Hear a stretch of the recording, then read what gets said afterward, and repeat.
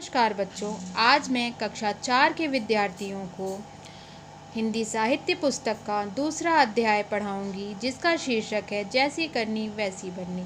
तो बच्चों, कल हमने इस कहानी का आधा ही अध्याय पढ़ा था।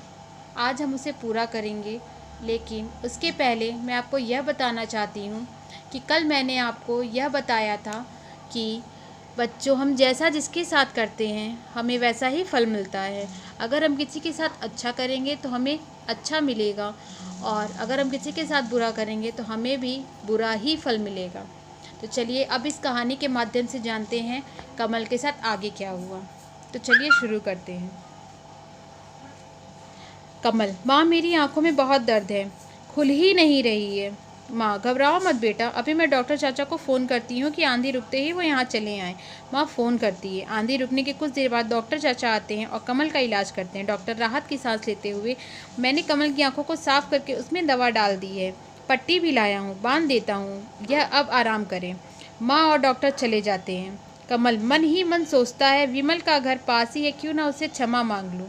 मैंने ठीक नहीं किया उसके साथ।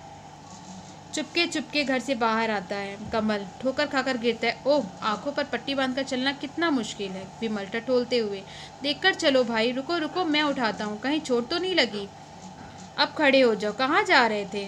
कमल: तुमसे क्षमा मांगने। आज मेरी आंखों पर पट्टी बंधी है। आज मुझे पता चल गया कि आंखों के बिना जीना कितना मुश्किल है। बस कह दो, क्षमा कर दिया। विमल: तुम तो मेरे मित्र हो, क्षमा कैसी, मैं अपनी धुन में गाता हुआ जा रहा था, पत्थर का पता ही नहीं चला, गिर गया, इसमें तुम्हारा कोई दोष नहीं है। हम दोनों मित्र हैं। कमल धीमे स्वर में: हम दोनों मित्र हैं, अब हम मित्र ही रहेंगे।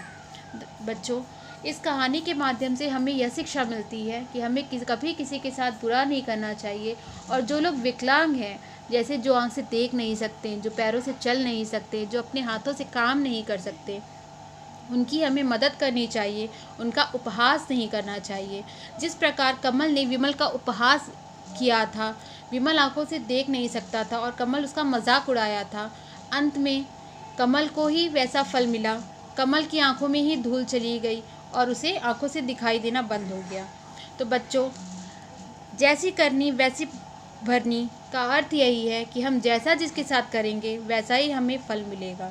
तो बच्चों, याद रखिए, हमें कभी किसी के साथ बुरा नहीं करना है। अगर आपको अच्छा फल की कामना है तो आप सबके साथ अच्छा ही करिए। धन्यवाद।